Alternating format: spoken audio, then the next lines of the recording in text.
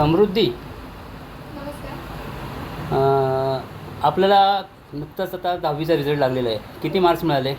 मला आज जो 10वीचा निकाल लागलेला त्याच्यामध्ये 99.30% मिळाले आहेत. या यशामागे तू कोणाला श्रेय देशील? या यशामागे नक्कीच माझ्या आईवडिलांना मी श्रेय देईन, तसेच माझ्या आजी आजोबांना देईन. माझ्या आजोबांची खूप इच्छा होती की मला 10वीमध्ये सुयश प्राप्त व्हावं आणि ते मी मिळवलं, त्याचा मला आनंद आहे. आता पुढील करिअरची दिशा कशी असेल? पुढे मला सायन्समध्ये करिअर करायचं आहे. सायन्समध्ये उच्च शिक्षण घ्यायचं आहे. पुढे माझी JEE प्रिपरेशन करण्याची इच्छा आहे आणि त्याच्यानंतर मला UPSC अटेम्प्ट करायची आहे आणि IAS ऑफिसर व्हायचं आहे. तू परीक्षेला सामोरे जाताना किंवा तत्पूर्वी कशी अभ्यासाची पद्धत कशी होती? सुरुवातीला मी वाचनावर भर दिला होता आणि गणित सोडवण्यावर भर दिला होता. त्याच्यानंतर जसे जसे परीक्षा जवळजवळ येऊ लागली तशी मी माझ्या रुटीनमध्ये चेंज केलं. आपल्याकडे जनरली असं असतं की सकाळी लवकर उठूनच अभ्यास केला पाहिजे किंवा रात्री जागूनच अभ्यास केला पाहिजे.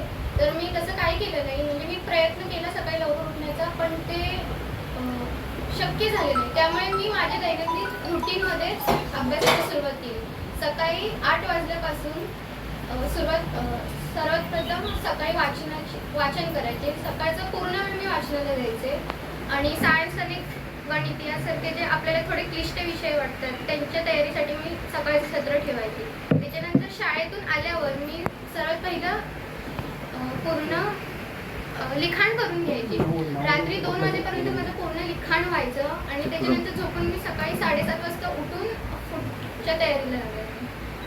तुला चतुरंगचं काय फायदा झाला का? त्यामध्ये तुझी सिलेक्शन झालं होतं, तू चुकून त्या ठिकाणी गेली होती. यावर्षी चतुरंगच्या निवासी वर्गासाठी माझं सिलेक्शन झालं होतं आणि त्याचा मला नक्कीच खूप फायदा झाला. तिथे जे आम्हाला शिक्षक आले होते ते मॉडरेटरपासून ते पेपर सेटरपर्यंत होते. त्यामुळे त्यांनी आम्हाला शिक्षकांची मानसिकता कशी असते, पेपर ते कसं तपासतात, त्यांच्या सायकॉलॉजीनुसार आपण पेपर कसा लिहायचा किंवा छोट्या छोट्या क्लुप्त्या सांगितल्या.